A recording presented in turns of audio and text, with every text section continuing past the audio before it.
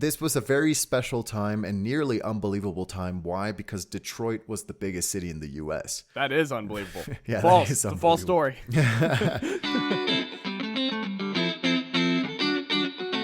Welcome, everyone, to Unbelievable, the podcast where I tell my good friend two unbelievable stories from history, one real, one fake. And the task falls to me to decipher which one is which. That is right. I am Tequila Guzzler, Luis Mejia, joined here by Chanel No. 5 powered beast, Kurt Danner.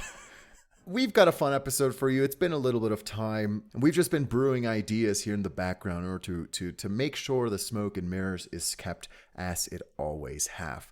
Now, I'll be taking the reins of this episode, meaning that, as always, we've got Kurt to give us a fun fact, a fun, quick, fast fact. So, Kurt, do you have a fact for me? I sure do. So, Luis, tell me, true or false? In the late 1800s, the South African Railway employed a baboon named Jack. Jack operated railway signals and was paid 20 cents a day as well as half a bottle of beer a week. And in 9 years of service, Jack never made a single mistake.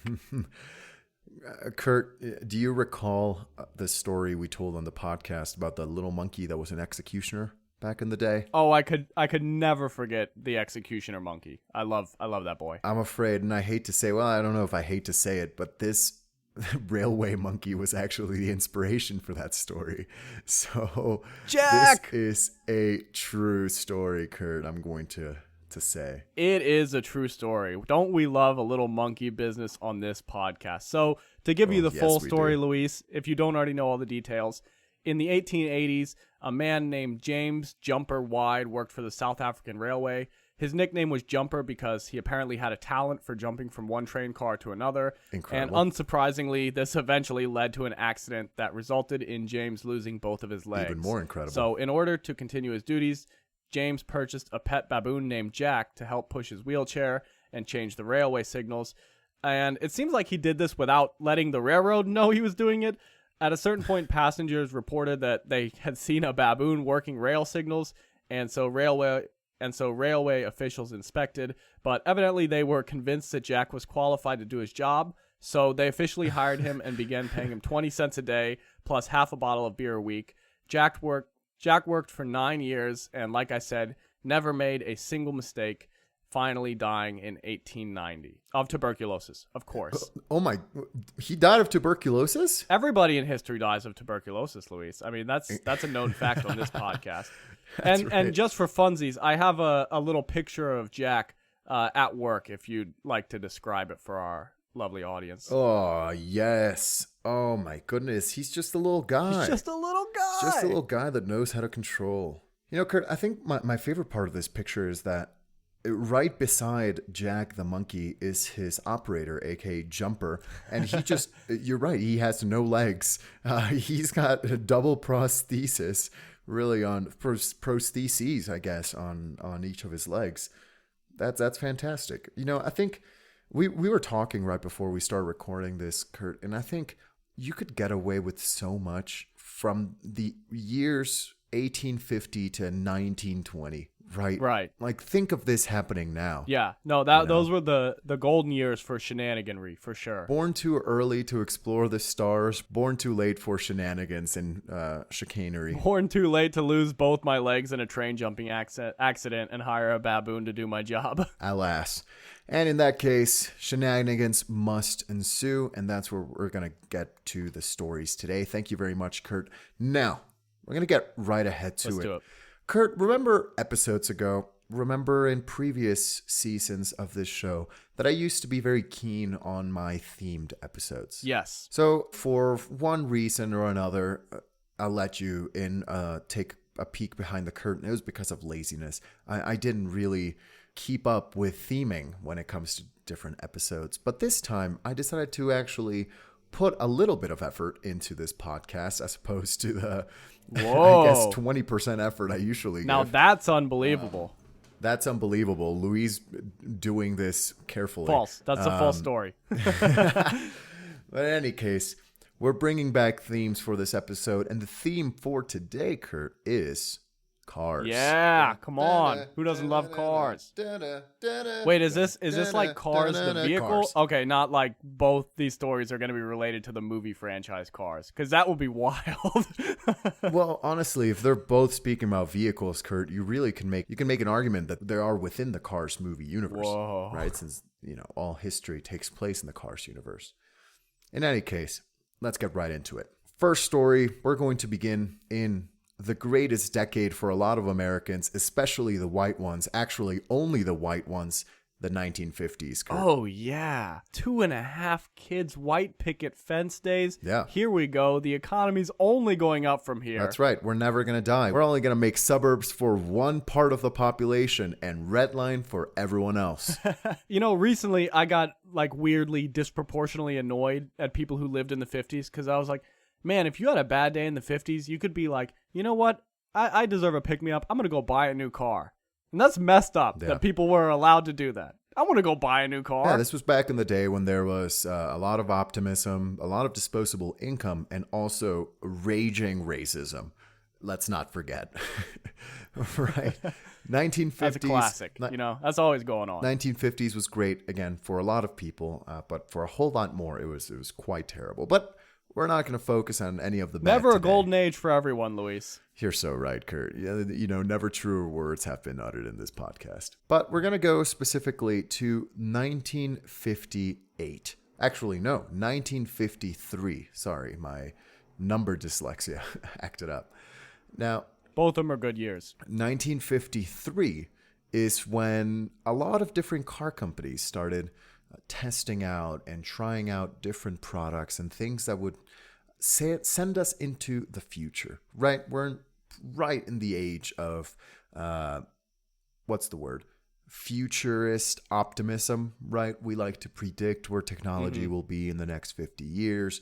We're 50 years away from the turn of the millennium. So there's a lot of this work, right? You see it in TV shows such as The Jetsons. You see it in things such as 2001: A Space Odyssey, right? About 10, 20 years in the mid-20th century, you saw a lot of looking ahead towards the future. And who were some of the main drivers, don't mind the pun, of this? It was definitely the automotive industry. Now, everybody's anticipating flying cars, Exactly. In mid-1900s, this was really the time for experimentation, right? This was a very special time and nearly unbelievable time. Why? Because Detroit was the biggest city in the U.S. That is unbelievable. Yeah, false. That is it's a false story. Well, in Detroit in 1953, who else was there but the Chrysler factory, right?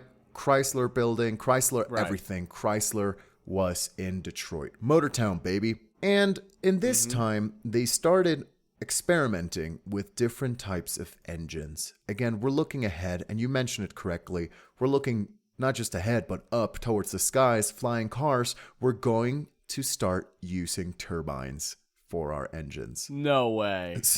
No way. So Chrysler develops a turbine engine, right? It's not quite as exciting as what it sounds like because they're not flying cars, but they were just testing alternative ways to power a vehicle. So in 1953... They're still in like Batmobile territory here. They've got a car powered by a turbine? That's right. What? And real quick, for those of you that don't really understand the difference between turbines and regular engines, turbines suck in air and use that as part of their combustion engine as opposed to regular engines that we have these days, which are piston powered. So there are just constant explosions and moving parts within an engine. So this was testing alternative ways to drive a vehicle. As part of the Chrysler turbine engine program, which by the way lasted from 1953 all the way until 1988, Kurt. In 1963, Chrysler released the Chrysler turbine car. Okay, so in their fourth iteration of turbine engine, no way, they said, we're going to release a car that is powered by these turbine engines. So they initially... Holy cow. They initially built 5 prototypes for this vehicle, and they were going across the country to show off this new car.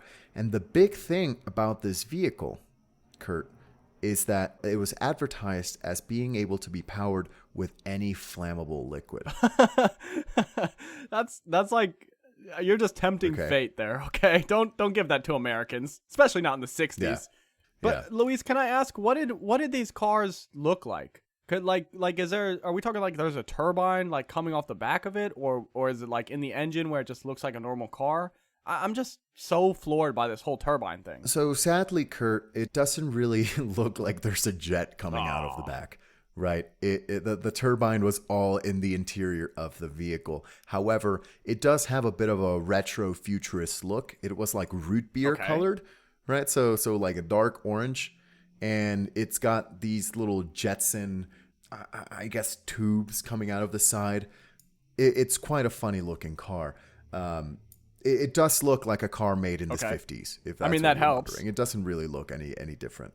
That was the main thing. That you can put any flammable liquid into it, and you could use it to power your vehicle. Now keep this in mind as we go forward, right? Because this was initially a feature that was part of the turbine engine, because this was around the time when gasoline still had lead in it. Okay. So they were trying to come up with alternatives to leaded gasoline. So the big feature of this car is that not only could it use unleaded gasoline, but it could also be powered with diesel fuel. That's good. For anybody who doesn't know, putting lead in gasoline was probably one of the worst things we've done to ourselves in modern times. I mean, we actually destroyed our societies a little bit by putting lead in gasoline. Hey. Who doesn't destroy their society once every couple of years, right? So true. The golden age can't last forever. Put lead in that gasoline, baby. Not everyone's in that golden age, and that golden age lasts only about as far as you start putting lead in products. So ask the Romans. In any case, Kurt, these were huge cars, right? And as I said, 50 prototypes were made, and they were a huge hit. People were really loving and enjoying these cars. So much so that in the next year, in 1964, during the World's Fair in New York, held in Queens, they brought a bunch of these cars and brought a bunch extra, right? And everyone was loving these cars. They said, this is the car of the future. We're going to move right ahead into modernity, into the second half of the 20th century. And Chrysler responded with a nice, concrete, and very laconic, hell yeah. And they actually gave a bunch of these cars to some of the people at the World's Fair, including celebrities and just regular people, including Chrysler workers. They made about 50 more cars intended for public use. And as part of their advertising campaign, they said, hey, here's the car for 3 months. Give it a test ride for 3 months for free on us. Nice. And there were just turbine cars just all over the country, going back and forth, etc., etc. This was not only a way to get people hyped for the turbine car, but it was also a way to test it and to, I guess, beta test it, if you will, right? So for people to figure out what was good, what was popular, what was not good, etc. Now, there were a couple of pros and cons that were found out from this study of giving people a literal free car to just drive around.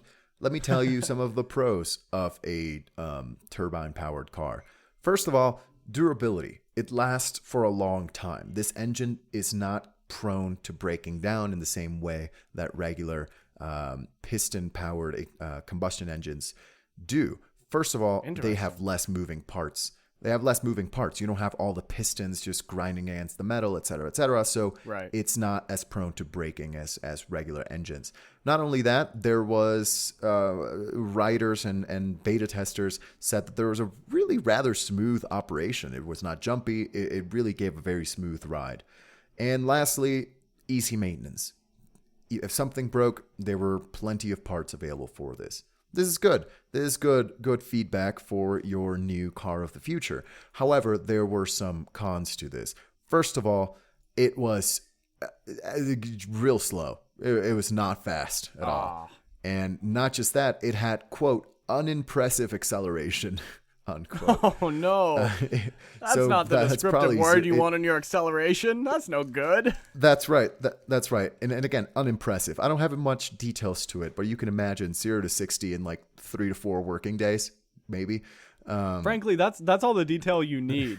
Just unimpressive acceleration. That's a disappointing experience right there. That's right.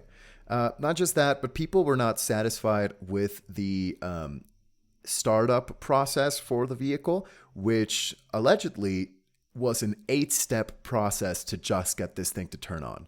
2 guys in separate rooms have to turn a key. The codes change every hour. Yeah. But one of them always tells a lie, and the other one always tells the truth. Oh, no. You have to figure out which is which. And also, it was very noisy.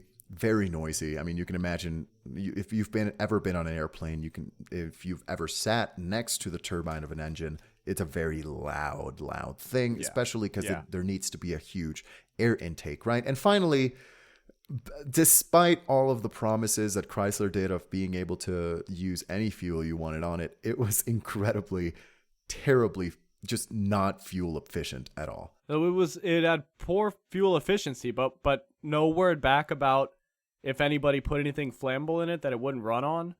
Like if you put grain alcohol in the turbine car, does it run? I am very glad you asked this, Kurt, because it's been the only thought on my mind this entire time since you said any flammable liquid.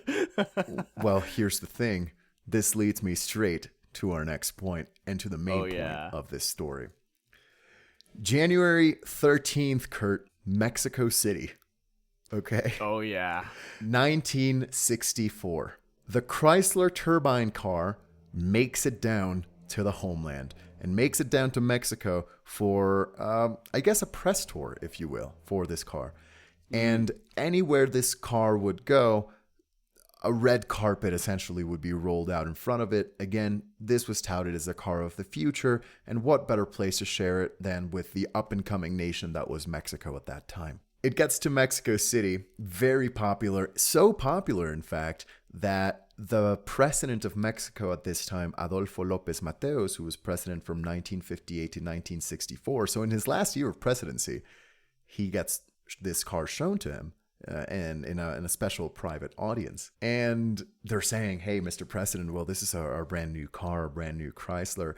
It can really run on anything. You can put unleaded gasoline, leaded gasoline if you want, I guess. You can put diesel and really any other flammable product, which is one of the features of this turbine engine. How about a little unleaded tequila? After a brief pause, President Adolfo López Mateos looks at him and says, or rather, he asks, can it run on tequila? Yes, unleaded tequila. Come on, baby.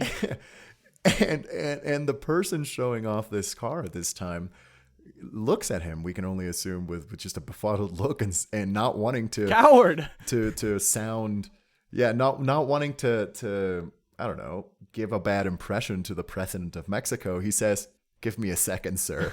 Goes to a back room and calls the Chrysler plant in Detroit to the lead engineer of the Chrysler turbine car and says, "Hey man, a quick question.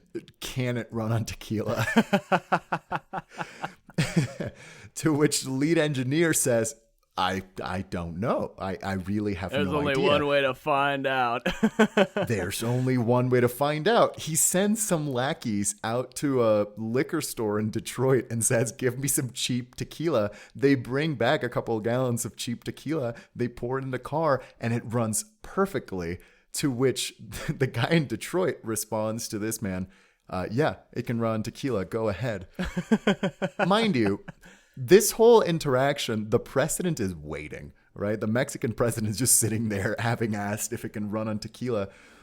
This man goes back to the president and says, "Yes, sir, it can run on tequila." To which, after the fact, they poured a couple of gallons of tequila into this vehicle and gave the president a test ride around the city. That's amazing. And not just that, Kurt, but this made actually international news because AP News, right? The Associated Press at this point in January 13th, 1964, sent out a single paragraph, just a single sentence. January 13th, 1964, Mexico City, Mexico. Tests performed here established that the new turbine-powered Chrysler would run on 80 proof tequila.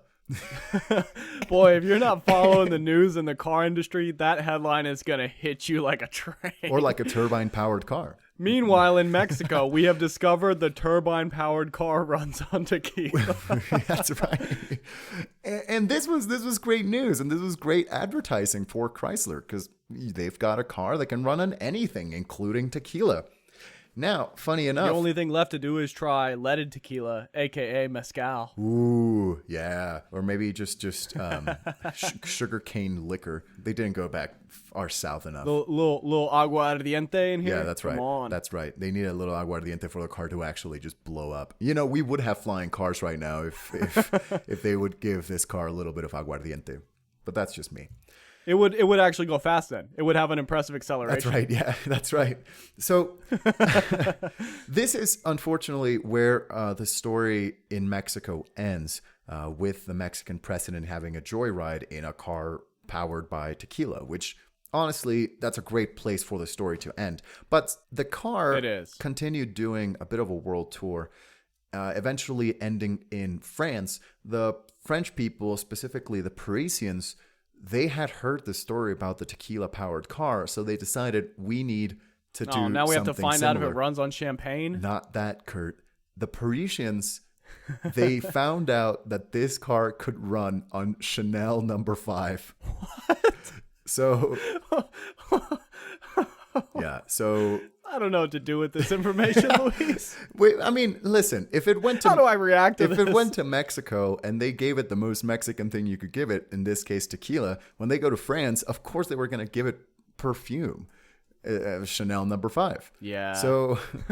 Yeah. So this car became incredibly famous for being able to run on diesel, unleaded gasoline, tequila, and perfume, which I don't know why we stopped doing these kinds of things, Kurt. Yeah, this is, man, I just can't wrap my head around this. This is so much. I'm trying to, I mean, I was already so stuck on turbine-powered car, and now we have perfume and tequila in here. And honestly, in the background of all that, I'm just thinking about, like, holy cow, an engine that can run on any flammable liquid. That I mean, as much fun as we're having with, like, you can put perfume and tequila in it, that's actually potentially massive. Yeah. That's actually potentially, like, world revolutionizing, at least for the auto industry, to have a car that could run on just any flammable liquid. That's right. Yeah. I'm blown away, Luis. No, I mean, this was the 1950s. A lot of things were going well for a lot of people. Never mind all the people that things were going very poorly for. I just, again, want to make that clear. You would think that unimpressive acceleration would be a death sentence for a car to get that review. But the only thing that could overcome that is you can put liquor or fancy perfume in the gas tank. That's right. That's right. I mean, it actually makes up for it somehow. That's amazing. Somehow. Where did we go wrong as a country? But I guess I'll tell you where we went wrong as a country, because in 1979, Kurt, the Chrysler turbine engine program, especially the area dedicated for vehicles and automobiles, Chrysler decided it was enough. They discontinued or they stopped production in all car turbines or car engine turbines, right? Because, well, actually several different reasons.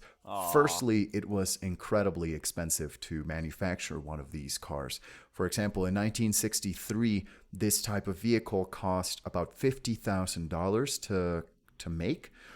If we translate this to 2024 prices, adjusted for inflation, the Chrysler turbine-powered car would cost $513,000 in order to make it, right, to manufacture it, which is very, very expensive, right? So, of course, they discontinued these cars. And not just that, but, okay, it did have unimpressive acceleration, but remember when I told you it had bad fuel economy?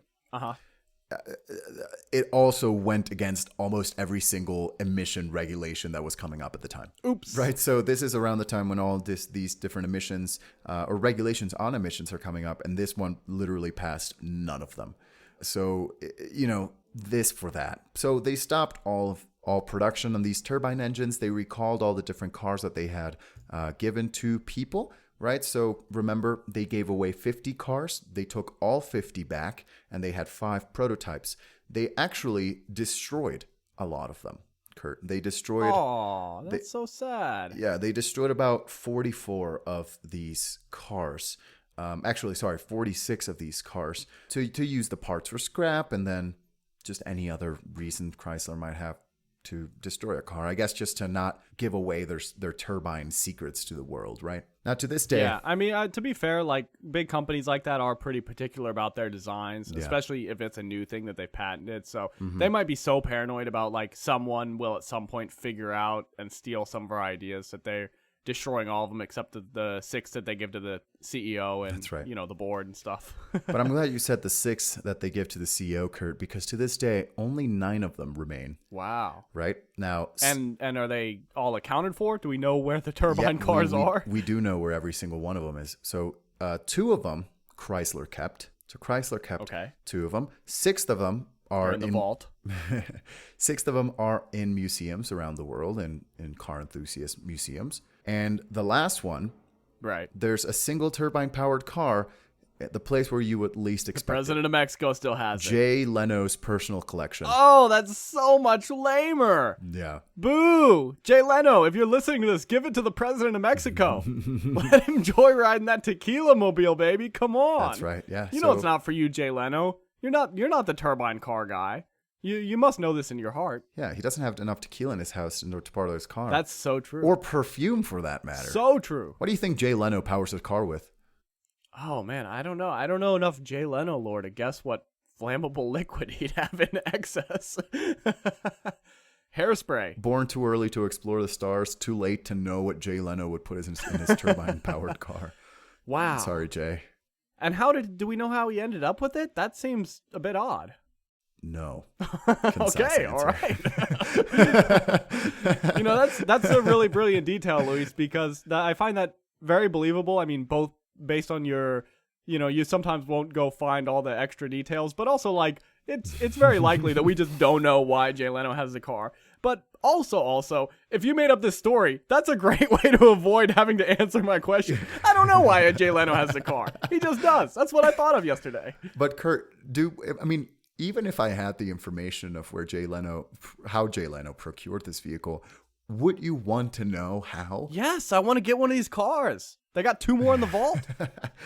You got to go convince Chrysler before they run out of all business. What case, unholy deal did Jay Leno have to make with Chrysler to get one of these cars? I could have firstborn children. Call me Chrysler. Come on. No, here's the thing, Kurt. You can actually get one of these cars that Chrysler still has in their vault, but the trade-off is you have to spend a weekend in Detroit. That's tough. Maybe it's a thing like if you kill Jay Leno, you get the car.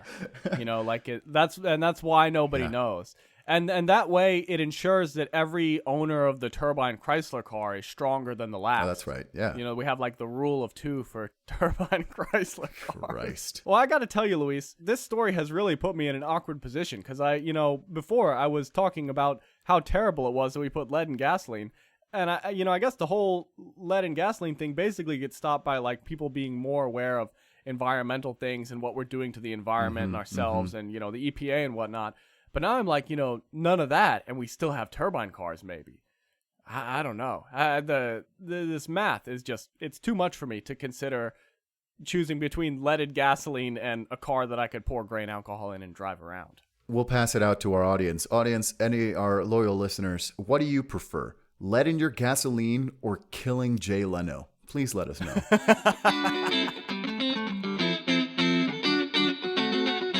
Alrighty, Kurt. Well, we just talked about the great Chrysler turbine engine car. And since I told you, and I promised you that we would be sticking to theme today, our next story, we're moving away from Chrysler and moving toward Volkswagen. Okay? All right, VW, baby. Okay, so 1953, right? Same time period when Chrysler is doing their super turbine car situation. Yeah. We're still in the quote-unquote golden age. Same white picket fences, baby. Come on. The golden age, yeah. The suburbs are never going to die. Exactly. Howdy Doody on TV, Sarah Lee on cookbooks, I guess.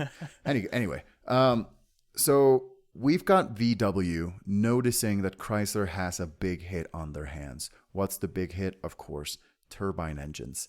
Now, it doesn't seem terribly promising, what Chrysler is doing. Like, it doesn't seem like it's going to be for long, but it's very exciting, right? And especially in this time period when car manufacturers are trying new things, trying exciting, well, new products, right? To get people excited again about automobiles.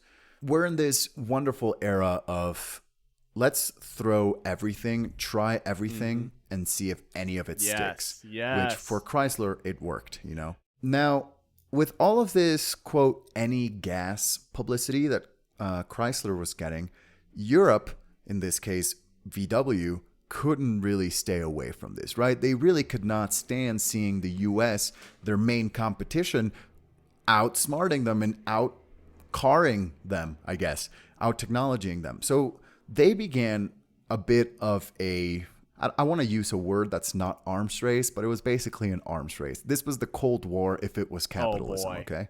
Come on, beer-powered car. We want to see the beer-powered car. Yeah, so, Europe is really, really trying to get a foothold in this car market, after having such brands as Volkswagen or Porsche, BMW, Mercedes, right? All of these cannot compete with the American brands like Ford, Chrysler, General Motors, etc., right? So this is a big ego trip between these great automotive powers at the time. Right. Now, Volkswagen actually made a turbine car in 1967. However, the problem here was, and remember when I told you about them destroying the cars in the previous story, Chrysler patented the turbine engine for automobiles. So even though VW had figured out turbine engines, they really could not get it to market effectively. And even if they could, Chrysler could come back and file a lawsuit saying that they're infringing in my own intellectual property and my own product, right? So this is simple. This is simple. Chrysler invents the turbine engine. A few years later, Volkswagen, the twin turbine engine, the two turbine engine. Volkswagen, call me.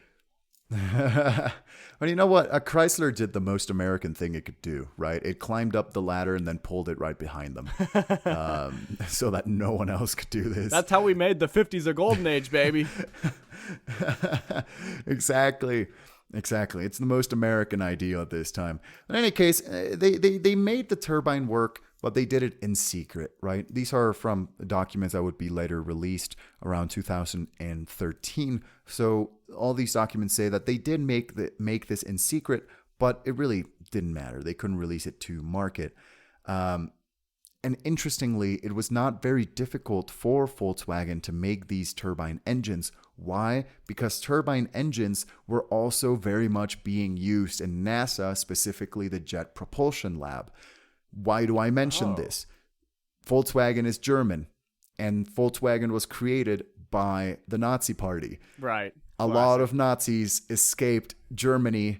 To NASA. A lot of them went to work for NASA, and some of them went to work for, to make jet engines in NASA and the Jet Propulsion Agency. And this is, again, 1960s. So this is the space race going on. So there's a lot of sharing of information, including some of these scientists that worked in NASA came back to work for Volkswagen. So again, very much age of exploration, age of a space age. This is very exciting for a very few amount of people. So in any case, everything was low key for quite some time in VW. They were just making cars. They were focusing on their European market. They were letting Detroit be Motor Town and Motor City for the US. They were doing their own thing in Europe. Now, by the 1980s, Volkswagen was hitting it very big in Europe. How big? Well, in 1965, Volkswagen purchased or acquired Audi. So they became this just huge German car powerhouse. Right. Not just that, in the later 70s, 80s, they were in conversation with Porsche Motor Group in order to see if they could acquire them as well. In 1982, they acquired the Spanish car brand Seat. And in this time, they're experimenting with all these different car brands and everything that they can do, right? Everything is very much going great for VW. And again, they're doing a lot of experimentation. Rumor has it that one of their huge experiments at the time, with all this different money that they had received from acquiring Audi, acquiring Seat, and conversations with Porsche, was that they were trying to make a car that was powered with a mix of gasoline and water. Oh. Which incredible implications here. Forget your stupid, unimpressive acceleration turbine car. We're getting water in the fuel. You thought that using wind propulsion as an accelerant was going to work. Oh no, we're on other elements. We got water in here. That actually is potentially a step ahead.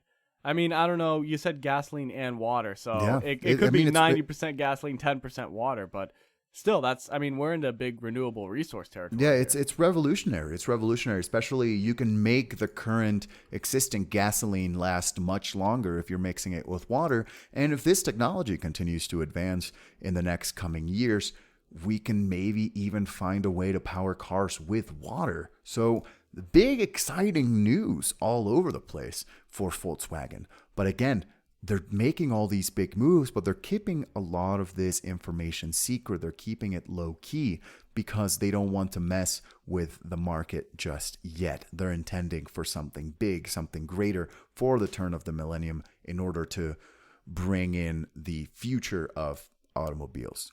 However, big problem, Kurt. Huge problem happens. 1984 in San Juan Ixhuatepec in Mexico, also known as San Juanico, the Pemex, or the Mexican Petroleum Factory or oil plant there, explodes. Oh no, that's not good. It's very flammable liquid. Now, this very flammable liquid. Now, San Juanico, the San Juanico disaster actually left 500 deaths, 2,000 injuries, and around 10,000 people had to be evacuated from the area. It's one of the worst disasters involving oil in modern history, right? And especially in Mexico being a very important producer of oil and gasoline, this happens and it's not a great look for oil, right? Because, people are now trying different alternative oil or alternative energy. Like Chanel number 5. Like Chanel number 5. But also they're trying things like nuclear. Right. Or maybe tequila, little tequila action. Both even. But this is the beginning of renewable energy like wind power, solar power, etc. So having a big disaster like this one is not ideal for the fossil fuel industry. It's going to hurt the fossil fuel industry in a great way. And if the fossil fuel industry was already in decline or it was not in the good graces of everyone, this was not a good time for Volkswagen to reveal that they could have a fuel powered by not oil. Why? Because them being on the side of oil is very beneficial to their own pockets. Right? Car manufacturers, automobile companies, they have a lot of contracts with oil makers and oil extractors. So oil existing in the world is very beneficial to them. And they can sell more cars, which uses more oils. They got to come to the rescue of oil. And no one was ready to fill up their cars with a nice little 50-50 mix of Chanel number 5 and Patron, right? So VW, after the San Juanico disaster of 1984, decides to fully hermetically seal all plans for a fuel alternative vehicle. Okay. They decided, again, to hide this info from the public going forward until they could find a good time to start replacing fossil fuels. Now, mid-90s and early 2000s, this is, again, a big year for Volkswagen. They start making their way into the Americas, building a plant in Mexico, in the city of Puebla, right? So now they've got a strangle, or they've got a presence in the Americas. They're up in the U.S. too, becoming a great competition to Chrysler, GM, Ford, etc. And not just this is when they start finalizing their merger with Porsche Motor Group. And big things are happening, right? They're kind of taking over the car industry in a bit of a monopoly reforming move. the European auto empire. I guess forming. I don't know if they're reforming. it. But They're coming back. Round 2, baby. look, they're adding a lot of different countries in their European car Yeah. empire. Okay, I'm just getting nervous given how things have gone historically. It is nervous. And you know what makes... Maybe we can appease them by giving them a Czechoslovakian car company. Oh, no. The Sudetenland? Mexico? The Mexican Sudetenland belongs to Volkswagen. You're right. This makes people very suspicious and makes people think this is incredibly fishy, to the point where whistleblowers start coming out to reveal information about Volkswagen in order to try to, hurt their reputation in the Americas.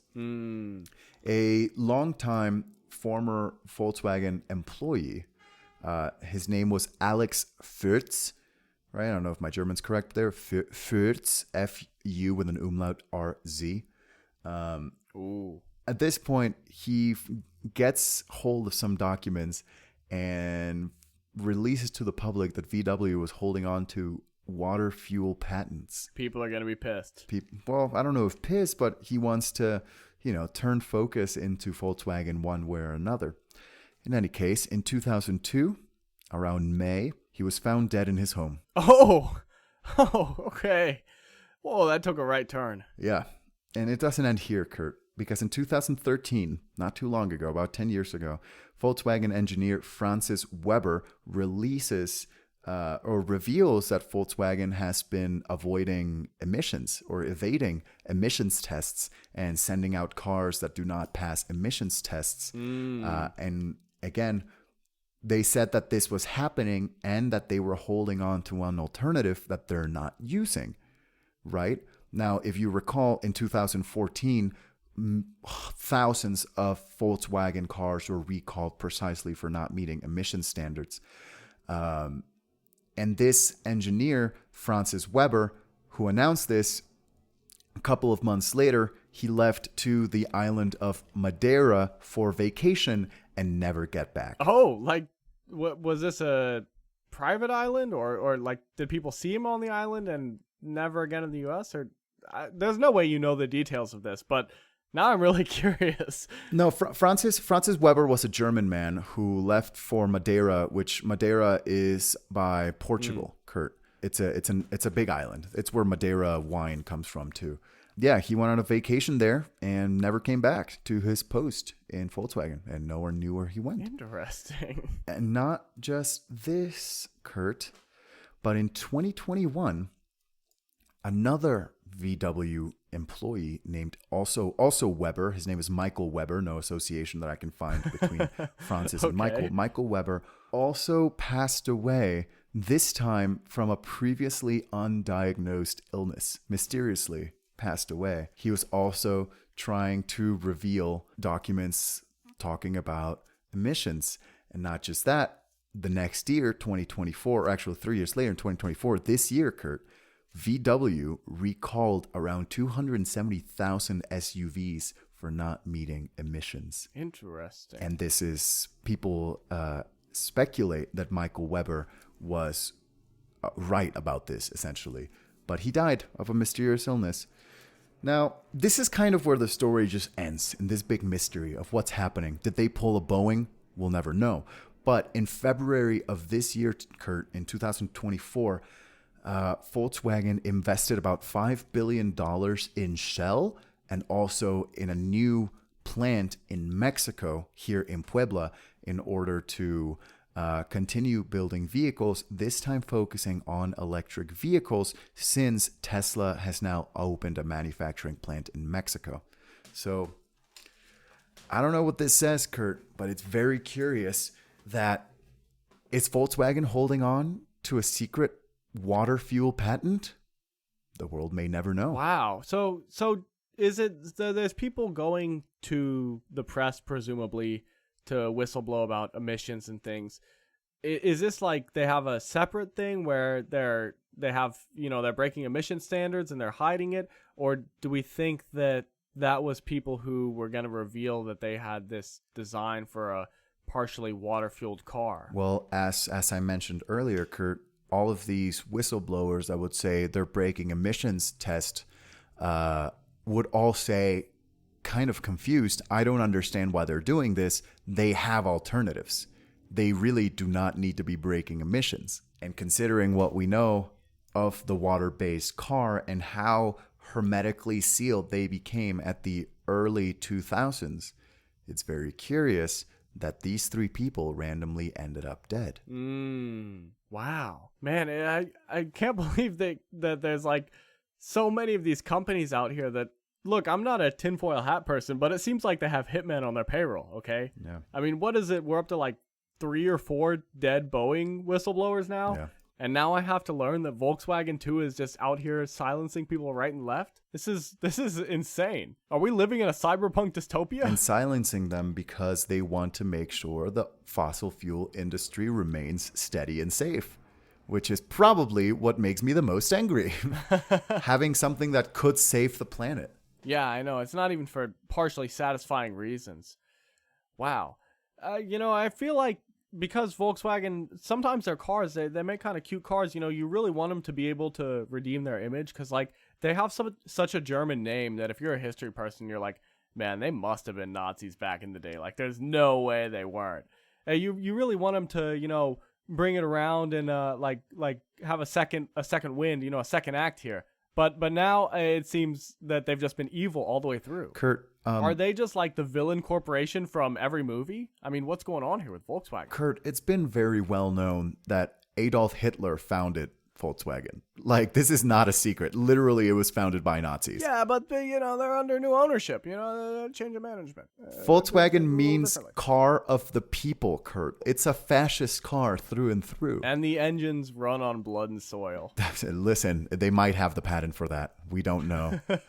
But be careful. They might kill you for this. That's it. That's the groundbreaking engine. Alternative fuels. Forced labor and tears. Alrighty, Kurt. Well, those are the 2 stories, all involving cars and cars of the future and the capitalist versus more capitalist Cold War that took place between Chrysler and Volkswagen in the mid-20th century. Tell me, Kurt, what do you think? First thoughts.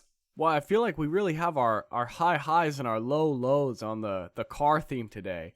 I mean, you said, oh, this is a car-themed episode, and I was like, man, this guy's really out of ideas for doing car themes now.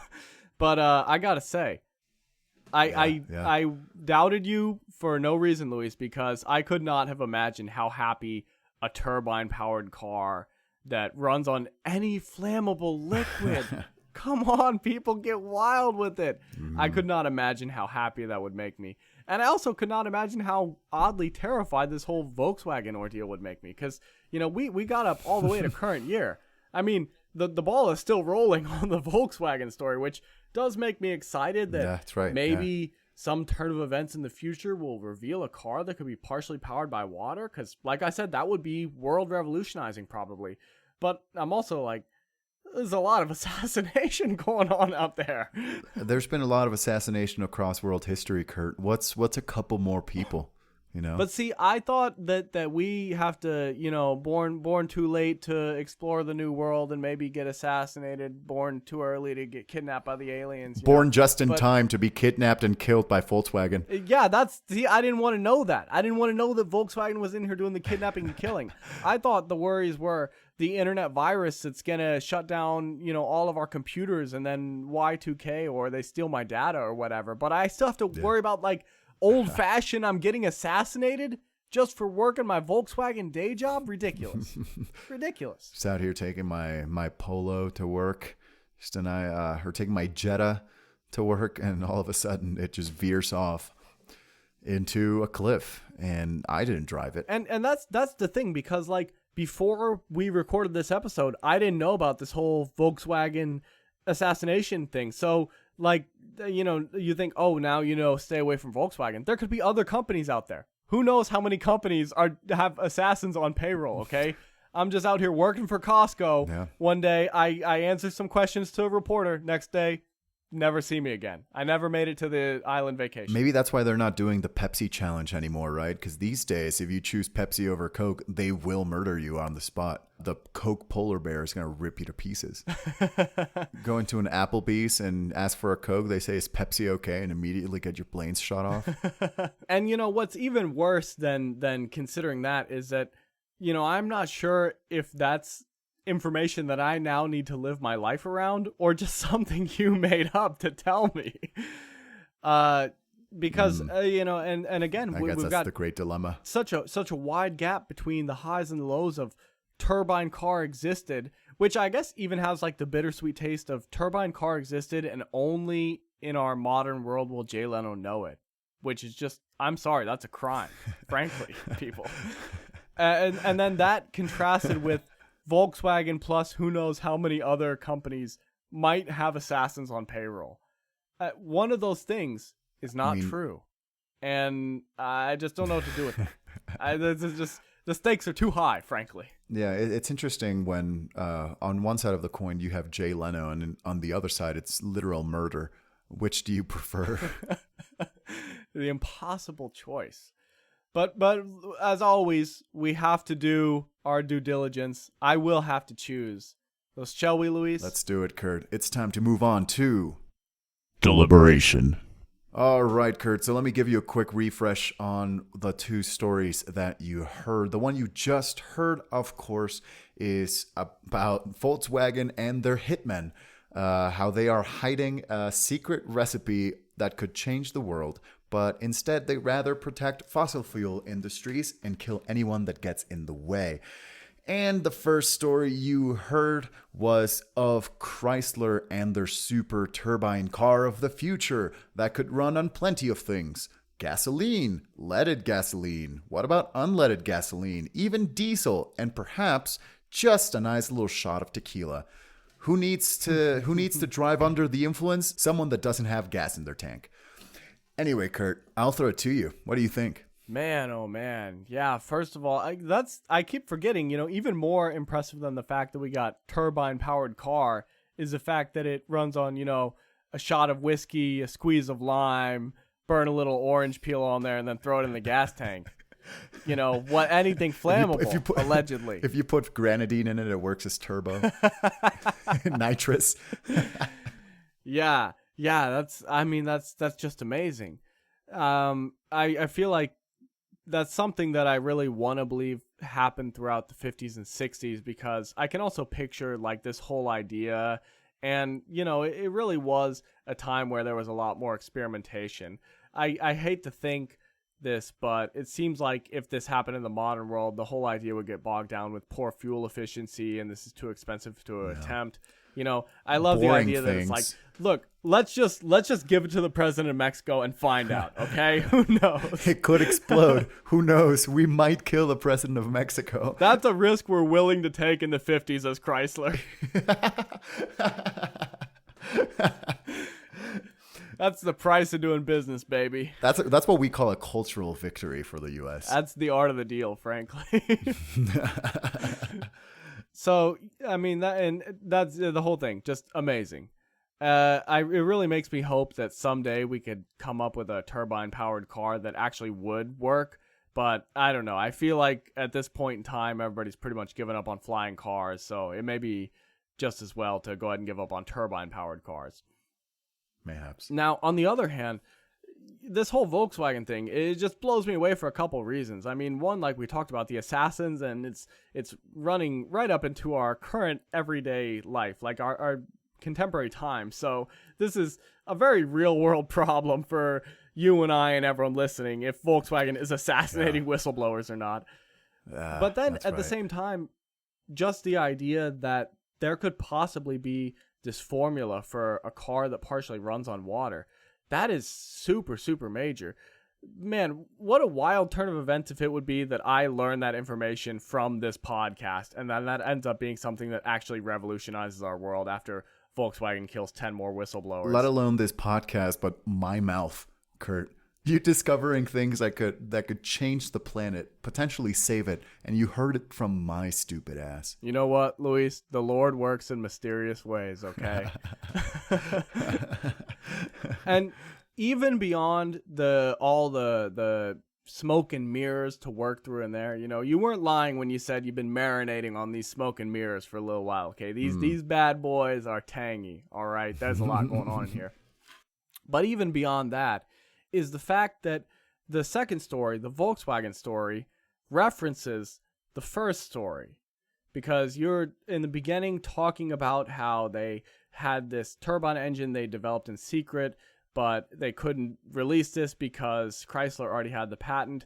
And just to give a brief little history of this for the listeners, it makes a bit of I guess, like a sort of paradox between stories if one references the other, because the one that's being referenced, it seems like has to be true. Otherwise, the logic doesn't work out. And there was a past episode where we had 3 stories in total that I told you, and one of them referenced another one, and you use that as part of the logic to kind of eliminate which stories you thought might be false. Mm-hmm. And then more recently, I told you a story in which the second story referenced the first story, but by some shenanigans and twisting things and lucky overlapping details, it was actually the story that was doing the referencing that was true. And perhaps I've thrown down a bit of a gauntlet. I don't know if you did this intentionally or if you're just now realizing that this happened, but, even beyond all the stuff I have to consider of the content, now I have to think about the fact that the second story references the first story and factor that into the decision making. It's true. So I'm really in the stew here. It's well marinated. I'll tell you that. Now, what I will say, I think my only saving grace here, the only ladle to pull me out of this stew, is the fact that I'm having trouble believing that after there would be this big fossil fuel crisis, and there's evidently public opinion turning against fossil fuels, that Volkswagen would shelve their semi-alternative fuel concept. Because I would think that would be the best time to then unveil that or start talking about that you're like a company that's working on something that's not fossil fuels. Because that means a lot of all these people who are unhappy with the fossil fuels are going to come to you. That logic makes sense to me, but I've also got to think about this as like a different company with different culture and a different time. So maybe it makes sense to them to think either way the engine's got some gas in it, so we have to make sure the gas industry doesn't fall through.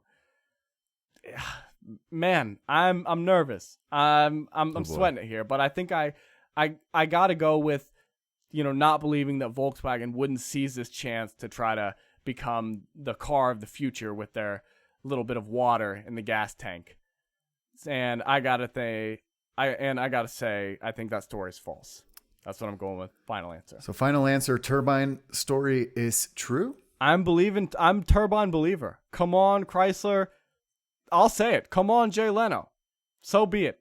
Have the Turbine car. Well, Kurt, Jay Leno is going to be very happy since he does indeed have a Turbine car in his private collection, because you are correct. That is the true story, Kurt.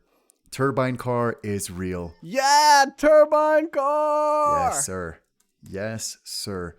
It was a real vehicle, a real story. And yes, President of Mexico. President of Mexico, man after my own heart, because I said right away, can we put grain alcohol in the bad boy? And this guy's like, come on, get some shots in there. Yeah, and you got to love the President of Mexico. My favorite thing is that was the very first thing that came to his mind when he saw this car. Which, by the way, Kurt, I wanted to share with you a picture earlier of this vehicle, but I thought that showing you an image was going to give some things away. So now that you've guessed correctly, you finally earned an image of the Chrysler turbine engine car. Do you want to see it? Yes, please show us the turbine car. Please, Kurt, I've sent this to you. Give me a description of what you see. Oh, wow. The first thing I noticed is I was trying to think when you said root beer brown what that color was, but it's got like a little bit of a color shading thing going on where they've got like different shades of brown. You wouldn't think a brown car could be like retro stylish, but it really is. And it's like a very long and slim kind of square car. It's interesting because, in the context of like, this is a turbine car, it's like, ooh, this could be a retro Batmobile for sure. But I'm sure if I saw this like riding down the street, I would be like, that car makes me nervous. Why are they driving so slow? And why does it sound like a jet engine? Yeah, it's like either the coolest car out of a retro 50 science lab, or it's like definitely stalking you. That's right. And we'll be sharing this picture with everyone so you can see it. So make sure to follow us. But yes, Kurt, that is a real story. Everything I said there was true. Turbine engine car was indeed made. I mean, I really gave you every single detail we have from that story, because I saw this cutting of the AP News article saying, ladies and gentlemen, we've got a car that runs on 80 proof alcohol. And I just had to investigate a little more, and it's just lovely. It's just so much fun. And it's a shame that we've stopped having fun with stuff.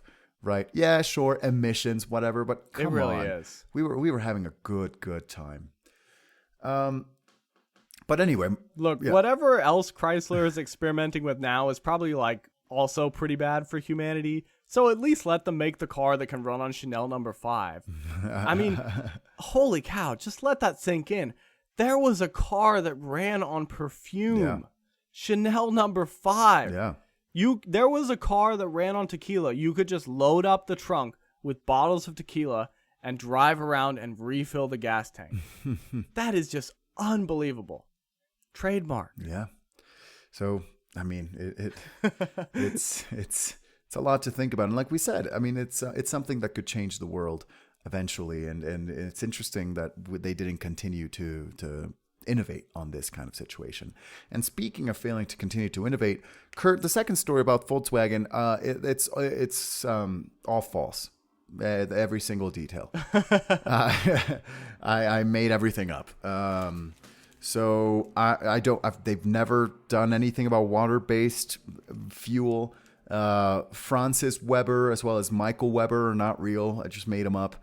Alex Furtz. That was a good detail fake. That you were like, no relation though. That actually really like shook me up a little bit. I was like, oh man, I might be thinking about this all wrong. Yeah. The San Juanico disaster in Mexico did happen, but it was unrelated to really anything else. I mean, Volkswagen is a brand that exists, I guess. That's what grounds this story. And Volkswagen finally, is real? No way. And finally, remember when I told you that they did do investment into oil in Mexico for a different plant and things like that? They did do this investment. However, it was for electric vehicles. They're moving into electric vehicles, so they want to make sure they make them more. But everything else is fake, Kurt. I actually got this from my current boss, who I told when researching about the Turbine car. I was telling my boss about this, and he said, hey, well, did you know there's a conspiracy theory that Volkswagen has water fuel, but they're not releasing it because it's not worth releasing it because they are making so much money with fossil fuel? And I just took that. I took that slight tinfoil and said, let's roll. Let's do it. This is a classic conspiracy theory that your boss tells you. I mean, just like in general, it's like everyone's boss has told them the conspiracy theory that a car company has a water-based engine that they're not releasing. That's right. So I just took that and ran. And considering we were doing the turbine engine, I thought, let's make it a story. This one goes out to you, boss of mine. Love you. Well, that makes me really sad that there is no hope for a even partially based water engine, because that really would be a major thing. Yeah. I guess we had to choose between either like terrifying but might ultimately change the world, and definitely not going to change the world but was pretty fun for about like 5 minutes. Yeah. And as usual in this podcast, we got what's pretty fun, but only for about 5 minutes before it got depressing again. Hey, but yeah, listen, Kurt, you can be happy. You don't have to be terribly depressed. That goes up to you. I should at least be happy about the fact that I have now scored another point, because anybody who's following along with the season knows I need every one. That makes our score 3 for me and 7 for you, Luis. So still quite the deficit, but I'll take whatever I can get at this point, frankly. Hey man, you're going back. I think I'm just gonna take my win with Turbine Car Exists, and I scored a point. And tomorrow we'll worry about tracking down Jay Leno. Jay Leno, the world is not safe anymore now that we have this information. So if you want to track Jay Leno with us, make sure to follow us on our social media. We are on Instagram at UnbelievablePod. We're also on Twitter at UnbelievablePC. Please let us know if you got this story correct or if you liked it. And let us know if you hated it too. If you are absolutely tired of us and of our voices, we just would love to hear this feedback. If you are in the Chicagoland area, you can hear us every Sunday at 1 p.m. on 88.7 FM WLUW. We are still live on there. Don't worry. And otherwise, we wish you a great day.